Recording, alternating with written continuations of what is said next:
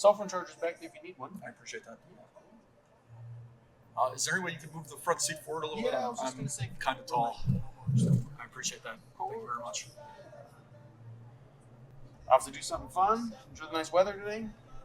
Clients at the March Madness. Clients at March Madness. All right. And this will be like the first basketball I've watched all season. Ah, okay. You a basketball fan? I am not. Yeah, I mean, yeah.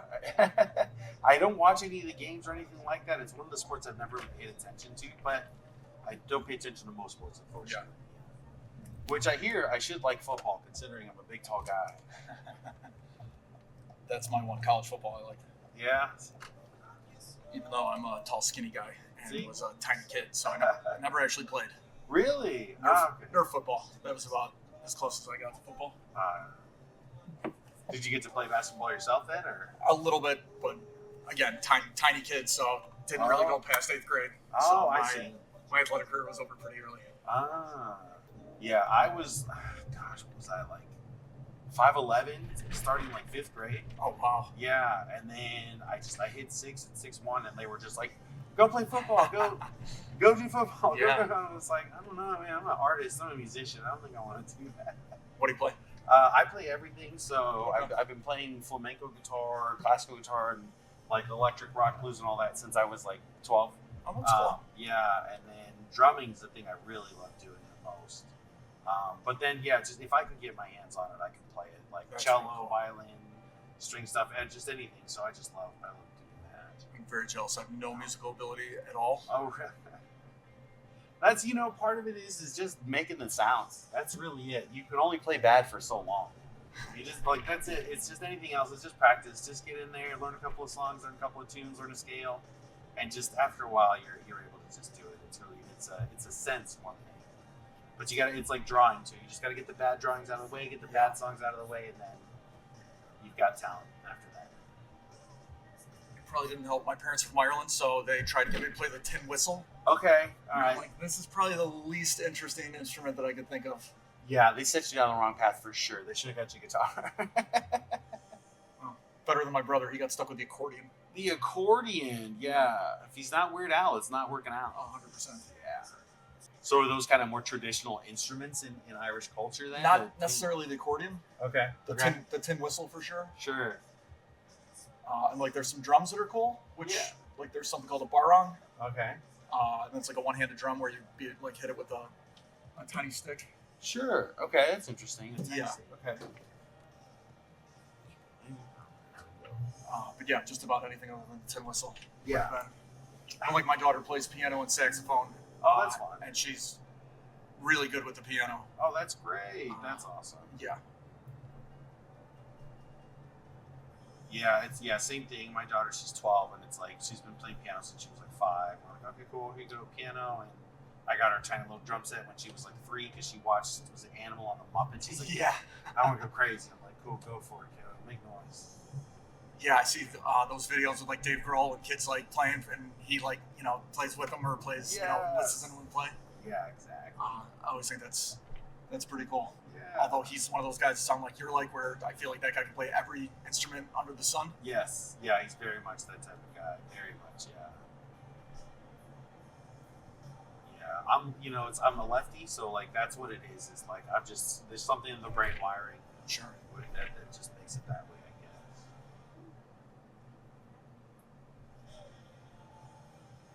You here from Chicago originally? Jeff Park. Oh, okay, cool. Yeah, so you've been around the whole time. That's great. What about you? Oh, no, I'm from California. Oh, what are you doing here? Right? That's what everybody asks me. Like, why? Why would you do that? My kid's mom is from here, so after her and I split up, she came here with my daughter. I do this. I work in tech from home. Okay. So I'm just like, I can do this. I can come with. It's no big deal.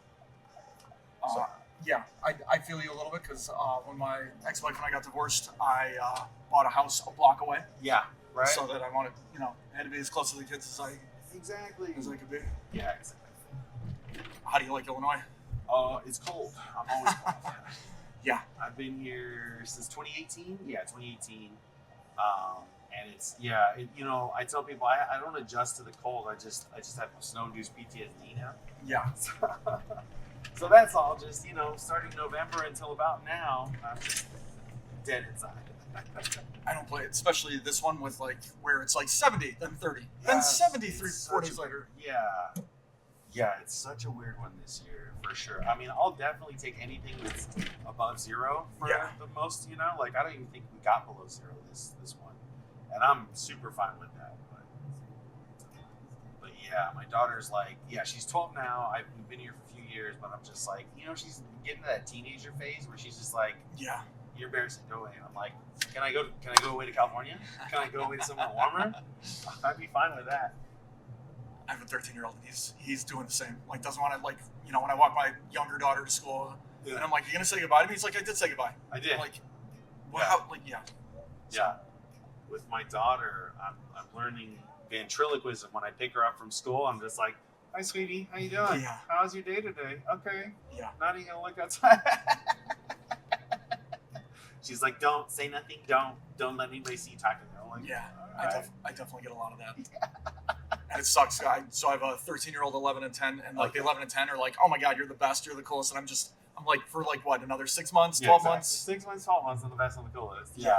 And then what? Yeah. It just sucks to know you're around the clock. It did, right? And you never realize it until you realize it. And you're just Yeah. like, well, I remember what I was. So you got about 10 years, and then they come back. 100%. I see my nieces where like high school and college, like, don't want to say a word, don't want to acknowledge, just leave them alone, let them on their phone, let them talk to each other. And then, right, yeah, like early 20s, mid 20s, they start to get it a little bit that you're not some kind of jerk or weirdo or anything. Like, you're just a normal person. Just a person. We're talking you're a again. person. Yeah, they're like, oh, okay, well, yeah, you know. I think part of it has to do with like the need for children to separate, to create their own identity, and then they can come back and go, I'm a person, you're a person, we can be people now, and so it's just part of the process. Yeah. Yeah. That makes sense. So where do you live? Where did you end up picking around Chicago? So, oh gosh, funny story. So I was in Edgewater, Okay. and her mom was in Oak Park, Okay. right? And so she was with this older guy there. They got together, and they were there for years. I said, you know what? Why don't I move closer, right? Because instead of having it be like a 40-minute drive, Sure. I moved to Berwyn. Yeah. And the day I closed on the house, her mom texted me. Didn't know I was moving. Mom texted me, we're going to be moving. She moved 40 minutes away. Oh, Right? So now I'm stuck in a new place in Berwyn. I'm just like, oh my that sucks. yeah, I'm just like, really? And it's just completely undid all the time saving, all the stuff, and it's just made it exactly where it was again. I'm just like, this sucks. This is, you know, yeah. I'm sorry to hear that. It doesn't sound like it was on purpose to make your life harder, though. So like, You know, that's good, I guess. It was a timing that just coincidentally happened to work out that way. I did say like, hey, I'm moving here. I don't know if you guys want to find something closer. And she's like, I'm gonna go 45 minutes. So where did they end up? Palos Hills, Palos Park, something like that. Yeah. Is that southwest suburbs? Southwest suburbs, Okay. yeah. And that's where she grew up, was the southwest suburbs Okay. specifically. So that's why they went there. Because they were in Oak Park, and they sold for it's like 1.1 million. Oh, Oak Park. Yeah. My ex is from Oak Park, and yeah, the houses, especially when you get closer to River Forest, like, Yes, man, exactly. some nice big houses. Yeah, exactly. So I'm right there, like right where like it's across the street from Berwyn to Oak Park is right there across the street, and then right by River Forest and all that stuff. Okay. Right there. So it's like It's a nice area, at yeah, least. it's nice area, tons of stuff to do. It's a nice house, bigger. It's like 3 times as big as the one I had in Chicago. I'm sure. Yeah, I was like, oh wow, okay, this is huge, but it's like one of those things where I was like, I was expecting a kid to be there more. Yeah, Like, that sucks. it's really just me. We had a dog, but she had to put her down at the beginning of the year, so it's like, yeah, it's just me in this giant empty house. I'm going to do. Yeah. Yeah, Well, I mean, you could end up in worse places in Berwyn for sure. and that's true. And then again, why I moved there, because I was like, well, it's a safe area, quiet area, close to good schools. And Yeah. so I was like, all right, just in case. But yeah, exactly. It could be even from there. It's like, yeah, if you're 2 blocks east, you're in Austin. Yeah. It could be a lot worse. That's for sure. Yeah. It just sucks you get stuck at 290. Yes. It's a Yeah. terrible expressway. It's a terrible expressway. I don't know why it gets so congested. It just does, and then it opens up and it's fine, and it makes zero sense. It is 15 minutes to downtown, even Yeah. in traffic, which is nice. But again, I work from home, so like I don't have to deal with it. I've been remote since 2017, so Okay. it's like all right. Thank God I don't have to deal with traffic. You said you got clients. What do you do? What type of clients? I'm in commercial insurance. Commercial insurance. Okay. So I'm an underwriter. So they send me stuff like projects to quote. I quote it, and they tell me we got the order, they want a policy, or we didn't get it. So. Sure. Okay. Interesting. Oh, it's an underwriter. And is that for commercial insurance, like property building, anything done in commercial, or like for the actual people as a structure? Like, I'm trying to figure out the question. So like contractors get, and like the owners. So like I write communities of homes. So like what you might see is like a subdivision. Yeah, subdivision. And then sometimes we write for like more national home builders that like do stuff all throughout the country. And then I write high value single family homes. So like that would be the owners maybe procure the insurance through like a broker. Sure. Okay. Yeah, but these guys are essentially just middlemen that just kind of send forward emails and answer questions, like, you know, pass along questions. So, but you gotta wine them and dine them, and as they make 2 to 3 times the amount of money that I do. So, you know, you gotta. Those are the people that need all the extras. Isn't that how it is, right? You do the work to actually create the bill and underwrite it and say, here's what you're actually going to be to the policy. And they're like, yeah, but I'm going to forward that email. Yeah. So I'm going to need 80% of it. That's a lot of what it is. Yeah. They get 15% commission for doing that. Ooh, wow. That's, And so I imagine underwriting, that's like a lot of math, right? Did you have to or is that? Not really. No, okay. It's really not anything that terribly hard. It's surprisingly, the social aspect is probably the hardest thing, where like a lot of people don't want to leave the office. They don't want to talk to people. They don't want to get stuck as getting asked a question they don't know the answer to. Sure. Like, it's very strange. So like I'm almost 50, and that wasn't a big deal for me, like talking to people, but like 25, 35-year-olds in the office that are like, I don't want to call anybody. Like I'll email. Oh yeah, okay. So no, and that's you gotta make business happen. It's definitely yeah. Yeah. But no, it's just a lot of like when I get a risk in, I check out what the values are. Mm-hmm. I decide what the exposures are. You know, if it's in Texas, there might be hail exposure. If it's in Florida, there's a hurricane exposure. If it's in California, there's quake exposure, wildfire. Right. So just knowing the geographic areas, knowing what the market is right now, because like every market, it fluctuates. Yeah. And then assign different rates for the different exposures, package it all together, send out a quote. Sure. So it's really there's not a whole lot to it once you start doing it. There's not a lot, like music, like you're saying, like once you get a few bad things out of the way, it starts to become routine. Exactly. So then have you noticed any change in risk due to like climate change? Like Florida, they got flooding now, nothing like that. It's all been relatively basic. Yeah, because I was looking, obviously nice warmer climates, no earthquakes, I mean Nevada, New Mexico, areas like that, they're going to be hot, they're going to be safe. I wouldn't have to worry too much about flooding depending on where I'm at, but that was really the question. But so that's interesting. Yeah, I don't know if climate change happens fast enough to really affect like a year to year. Sure. Okay. So like the wildfires are bad, but like that seems to be attributed to California's lack of like controlled burns and getting rid of the fuel. PG&E was so. Yeah. But like hurricane, like we haven't had many hurricanes lately, so like I know that there was some talk a few years ago when the hurricanes started increasing that like maybe that is a possibility, but then they kind of died down again. So sure. I mean that's a concern in the industry for sure. I just haven't seen it really. That's good to know. Yeah, for sure. Okay. Interesting. What would, just out of curiosity, because I am always looking, where would be a good place to like, what has low risk, Ohio, Indiana. Ohio, Indiana, Illinois. Illinois. Okay, I'm already here. Dang. Okay. I was hoping you'd say someplace warm, dude. I mean, like inland Carolinas, like coastal Carolinas are not great just because of the proximity to the coast and hurricanes.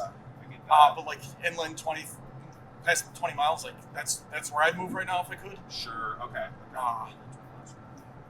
Because like much like California, the taxes in Illinois are brutal and only getting worse. Yes, exactly. So. Yeah, all the taxes get worse, but so do the roads. What's that all about? Yeah. Yeah. I mean, I don't know. I think all politicians are absolutely to line their pockets. And Pritzker's a weird one because he spent a crazy amount on his campaign fund, but then like I just read something saying like his blind trust bought a bunch of stock right before there was legislation on. So like McConnell, Pelosi, you know, like they all do this kind of shit. Yes. Crenshaw, Pritz, Yes. like they're all, I don't know. No, So, I agree completely. Well, that's people in politics are gonna do things in their favor. That's Yeah. just how that works. Behind closed doors, they get these negotiations, and they know what's gonna come down the pipe because they're the ones saying this is what's coming down the pipe. And then what's it end up being? It's absurd. Yeah, it's really terrible. And then hearing that they're all like buddy behind closed doors, where they're all like spitting venom at each other, you know, for the cameras and. Yeah, and that's it. It's a political show. It's 100%. a show, and then if you follow this Epstein stuff, it's like, oh, they're all just a cabal of child murderers. They absolutely are. Okay, that's the full government. Like, what are we doing? And I'm ready for the revolution. I'm ready for it because if not, they're gonna start World War III in 48 hours. Yeah. Like, what are we doing?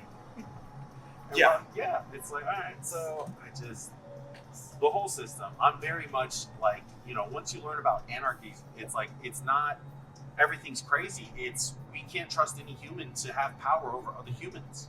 We shouldn't have. There should be no throne. There should be no kings, no people that are in charge of stuff. Like we shouldn't have these politicians that way.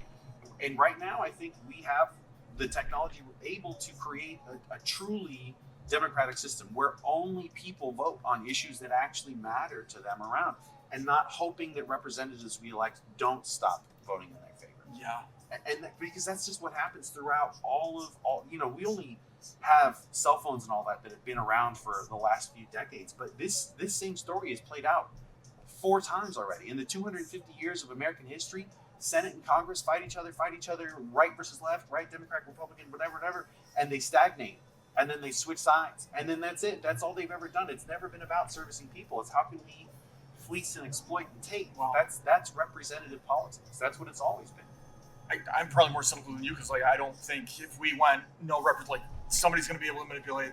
Right. So like Yeah. I don't know if it's to tech people, the media, like there's always going to be somebody that's going to try for that Absolutely. inside to really knife you from behind.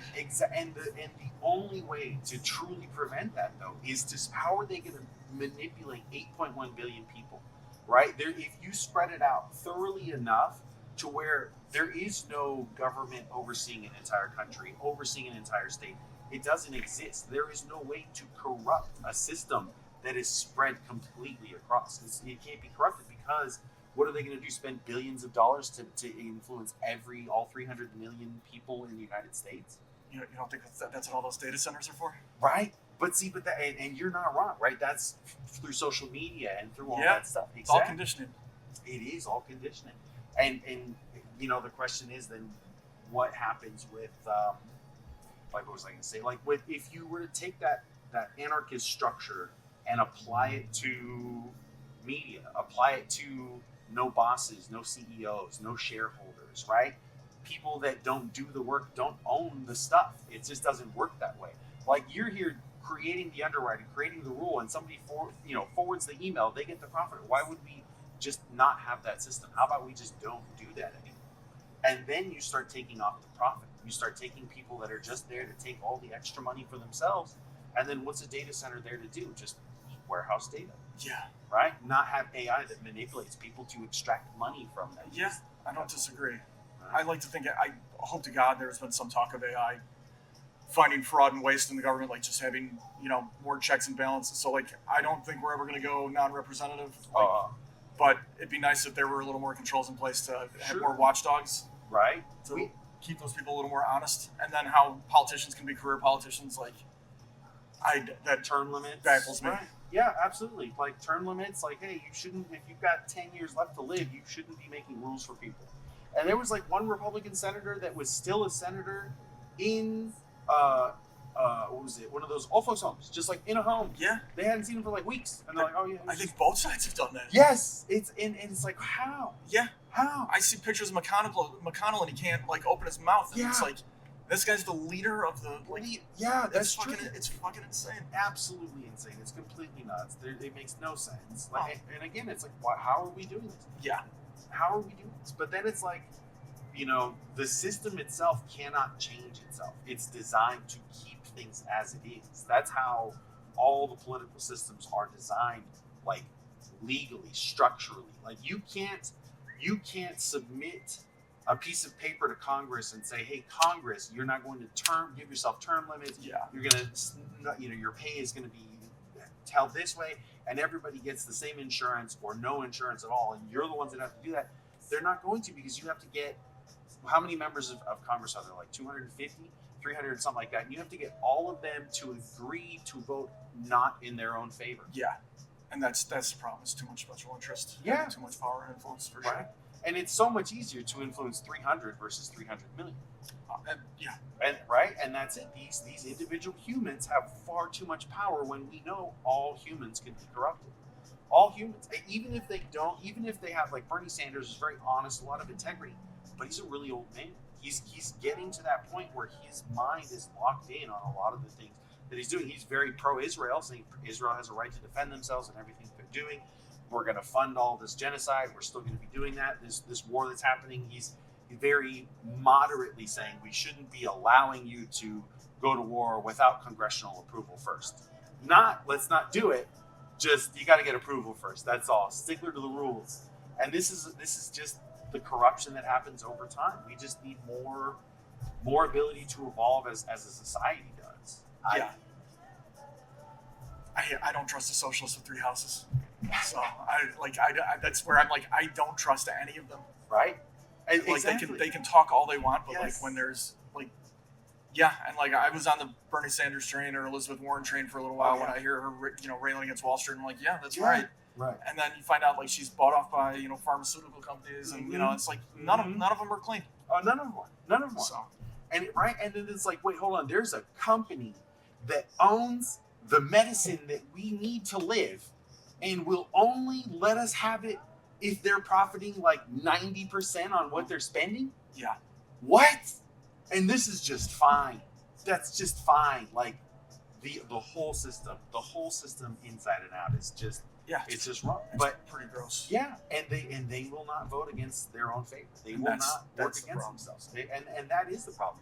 On top of that, you have the representative democracy of electoral college type scenarios where, you have less people in a smaller state than California, which has like 12% of the population of the entire United States, and somehow Ohio is going to have more voting power than California.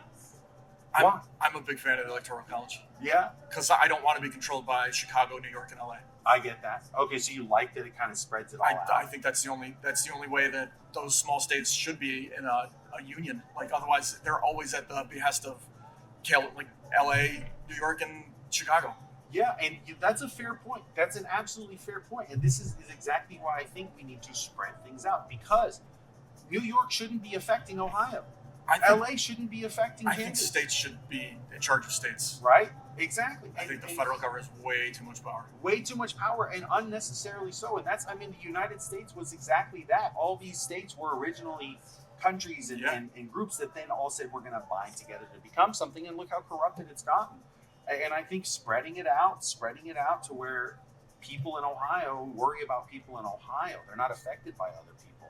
I agree completely, because it's different scenarios are going to matter. The problem with the electoral college is that it can say, or not even the electoral college, but just that idea of representative democracy, where a small few can also now affect a larger few. Just the same way California shouldn't affect Ohio, Ohio shouldn't affect California. I can't disagree with that. So that's it. It's just spread it out. That's all. Spread it out.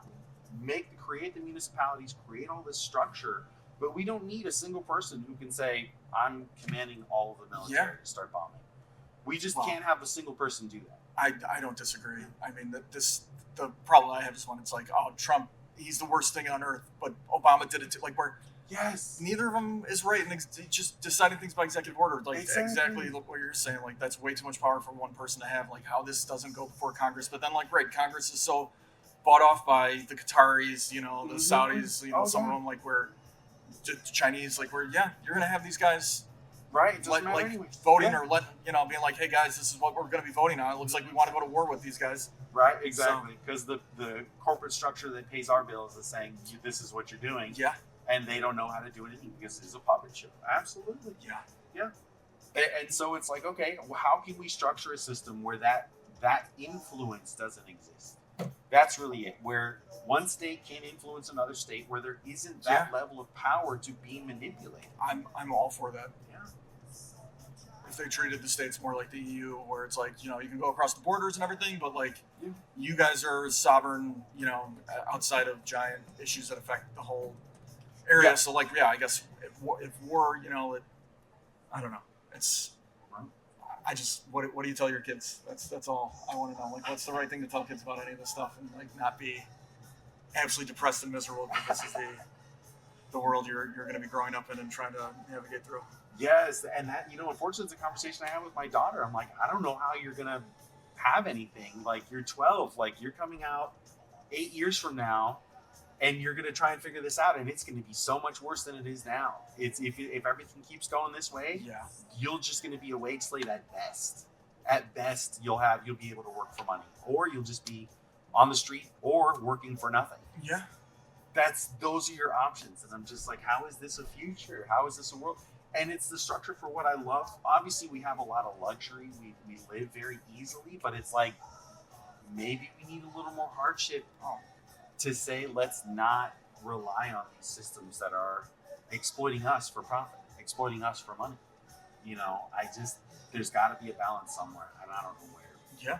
But food is controlled, right? All the food that we get, everything, these grocery stores, it's all, what is it, like vegetation, it doesn't ripen. It's not actually edible yet. They pick it early, and then it ripens on the shelf, but it's not getting the nutrients. All of our food, if you go to any other country, it's just all better. Yeah. What do we have? It's perfectly fine. Not to mention, right, Big Tobacco Corporation, because they were, in fraternities with all the guys in Senate, they're just allowed to put whatever poisonous chemicals that are highly addictive in cigarettes. And that's just a law. And it's so much harder to pull a law, to undo a law that has been approved, than it is to get a new one approved, right? Sure. So that's just the structure of America now, right? Yeah. And if we look at, another thing I was looking at was like music, right? Music, entertainment. These corporations own the creativity of other people, and it's theirs to make profit off of first. Never mind the fact that they didn't create it. It's not their idea. It's not their structure. They're just, Empire Records. That's all they are. They're just a record company that just gets it. And that's the structure of America. It's these laws everywhere. So I'm very, the other thing is I'm native. So like, I'm very like, we don't need it. We don't need it. America's 250 years old. We can just undo this whole thing. Just let it go. Do something else. We don't need the structure of the government as it is. But what do we need? I don't know. It's got to be something similar to that. I don't know. What do you tell your kids? Do you talk to them about kind of the future at all, or are they still too young for I that? try to tell them to think for themselves. Because, like, my experience in college was very, like, you better figure out what the professor's into and write your papers to that ideology. Right. And like I thought that was kind of gross. Yeah. But yeah, like I don't know. I just see the teachers having. I don't know. It seems very different than when I was going to school, where like, I don't know, the whole profession. So like that's just try to learn critical thinking and try to think for yourselves, and like people that say they're for you, maybe not for you. People that say they are for you, maybe are. Like, where you have to try to really figure things out for yourself. Yeah. What do you tell your daughter? Oh gosh. So I filled her head with as much anarchist propaganda as I can, as much don't let anybody tell you what to do. Like, I'm just like, in kindergarten, I was like, do you understand what it means to pledge allegiance to something? You do it every morning. What does the word pledge mean? What is allegiance? She's like, I don't know. I was like, they're telling you that you are going to follow this flag, and you're vowing, you're promising that this is what you're going to do every morning. Put your little hammy on your chest, and this is what you got to do. And I'm like, does that make sense? He's like, a flag? I was like, well, and the nation that it stands for, to the republic. And I was like, but look at what was happening on the Native Americans. Look at Christopher Columbus. She was really cool. She had a librarian in her elementary school that was just like, a lot of what this school's teaching you is not correct. Here's the actual facts on stuff. So she got a lot of that in her brain. And I don't know if that's a good thing or a bad thing, but we'll see. Yeah. Yeah. The person that lets you, peek behind the curtain a little bit, like figuring out what age that's best to happen. Like, yeah, right. Because, right, so much of it is, like Sesame Street, like everything's wonderful and peachy, and like everybody just be nice to everybody and everything will be fine. And it's like, yeah, but everybody's not nice to everybody. And Exactly. what do you do?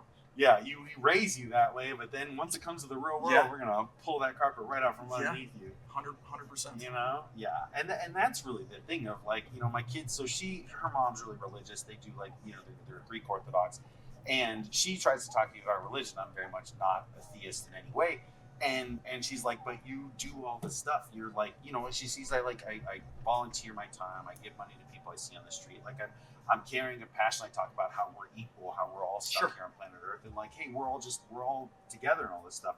And she's like, you say all the things that the church says. You should just be a church person. But I'm like, but it's not.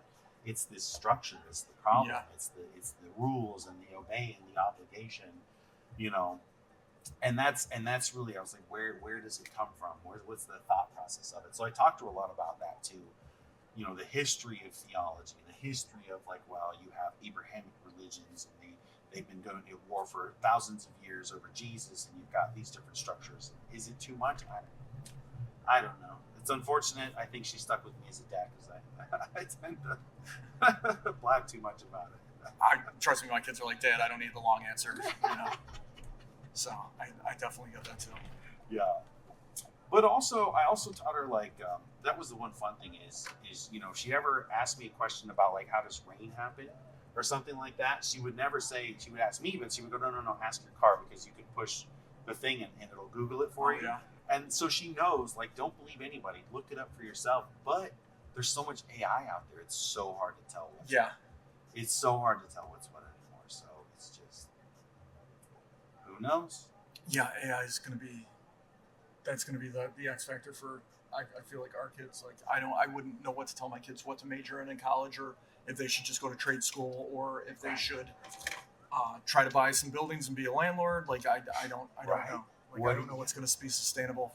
Exactly. So yeah, in who knows exactly, trades or something. And yeah, I do tech, and I got into it like trades. I'm a high school dropout, and I just kind of taught myself using Google. Yeah. And I'm just like, yeah, go for that. I don't know. Do you need college? And my kid's like, I don't want to do college. I was like, all right, well, yeah, fine. I can't recommend it. I can't recommend it now because it's just 30 years of debt for a child, which is not.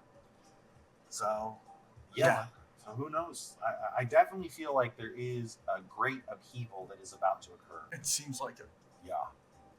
That seems to be the common message I'm getting. Because, I rent to every passenger I have. I will always work it into the coming apocalypse of World War III. So it's like, yeah, and everybody says, yeah, it really feels like something's about to change. It just feels like something's about to shift. Yeah. I don't really want to trust Mark Zuckerberg or Elon Musk or any of the Peter Thiel, any of the, Sam Altman or whatever. Yeah, like, insane. Yeah. I don't trust any of those guys. Yeah, no, absolutely not. No, and it's for so many reasons. But again, if you just have that much money, you're just detached from humanity. You can't have that much money without exploiting it in some way. And then again, all these guys are in the Epstein files. All these CEOs. Right? The Bill Gates stuff blows my mind. Where like the news still doesn't seem to want to pay any attention. Where it's like, oh no, he's still talking about like vaccines and doing all this good work. I'm like, this guy seems like he's one of the biggest creeps in that whole fucking thing. Right. So, like, you might be doing some good, but also, like, there were some Nazis that probably did some good things, and they were good people. Exactly. Yeah, actually, all the scientists that they brought over probably got us to the moon. So, yeah, it's exactly that. It's like, and I get that. People contain multitudes. There's good and bad in everyone. Yeah. Right? Fine. But we also just have to look at it. It's like, well, but you don't get to be above the law because you have money. 100%. You just don't. And also, I don't know, maybe don't murder children. Maybe just don't be a heinous monster. That's the thing that weirds me out to no end. Like the Catholic Church, the Boy Scouts, teachers, like and then like all it seems like a shitload of politicians. I can't understand that at all. Yeah, and I think it has a lot to do with the idea of inherent exploitation. Like I said, like if you're a CEO, you're requiring other people to serve you, to do work, to toil for you to benefit. And I think that nature kind of creates that scenario in people where, and that's, they're seeing a lot of CEOs getting busted, distributing pornography 100%. and participating in all these things. And it's like, that's, I think, just the inherent exploitatory nature of American culture or this business culture, right? Because if you go to like Wharton School of Business, what are they going to tell you? Cut people off for profit. That's it. It's just money. Make the dollar go up. You don't care. You don't need to care. You have to be ruthless and vicious in order to make money. Is that the culture we want? Is that the culture people should be having? And I think that's just the structure that keeps propagating itself and showing up. Yeah, unfortunately, this is probably never going to change, or not going to change in our lifetimes anyway. What, unfortunately, was that Karl Marx is going to be right, which is the system is going to exploit itself until it can't stand anymore and completely destroys itself. That seems to be what it's on its way to do, and we're pretty close to that happening. But it's like, what is it? Once the value meal at McDonald's is unaffordable after an hour of work, I think it's going to collapse.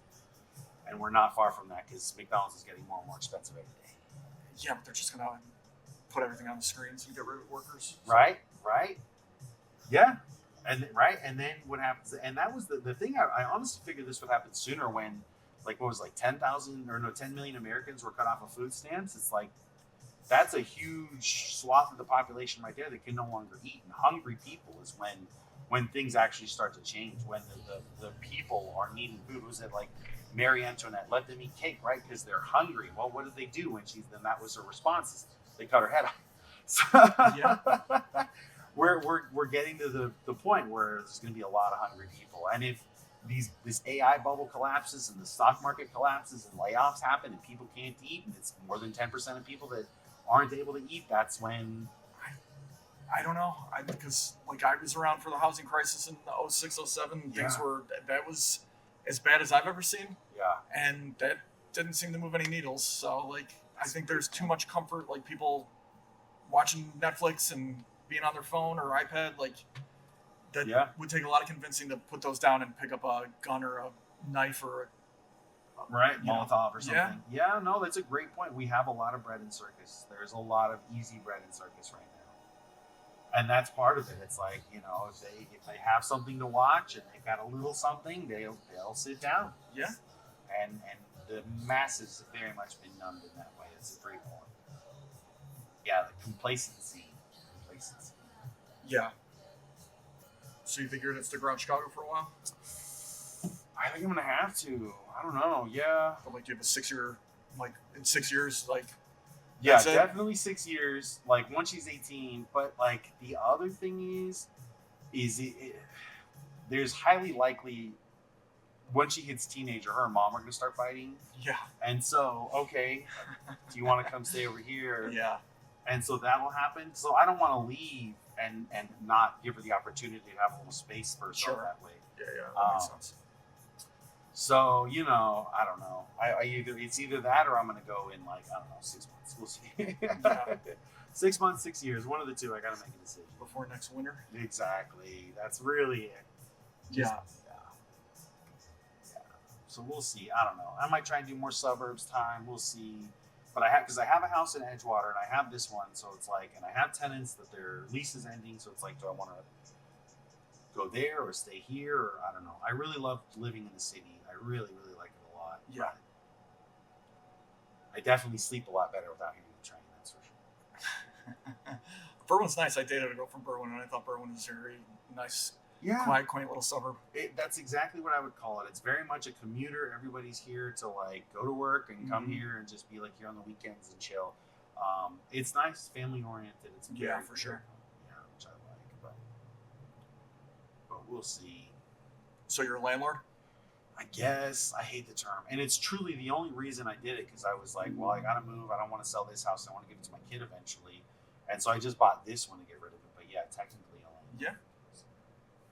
But it's one of those I lose money on it. I don't have them pay any extra stuff, and I'm not jacking up the rent every year or anything like that. Yeah. As ethical as I can be about it until I'm I just can't do it too anymore. And that's the plan. Is the Berwyn house I want to get rid of eventually. Yeah. The other problem with that is I was married to someone when we bought it, not my kid's mom. A whole Okay. other marriage that seemed like it was a great idea, and very Yeah. quickly was like, not so much. But now they're on that house too, and I'm like, That's rough. I can't get rid of it. Yeah. So it's like, what am I supposed to do? I guess I could like just let it collapse, like let the bank take it, but then And your credit's ruined. yeah, exact credit's ruined, and like I've already spent like 40,000, 50,000 plus all the mortgage payments to it. Yeah. So it's like, is that what I want? I don't know. So I don't know. Is it easier if you let me off here and to get back on the like? Because I gotta mind walking the rest of this. There's no sense in you It sitting will in probably traffic. be faster for you. Yeah. Yeah, it'll be faster for you for sure. Well, I appreciate it. It was good talking to Yeah, you. likewise, man. This was great. Enjoy the games, man. Thank you very much.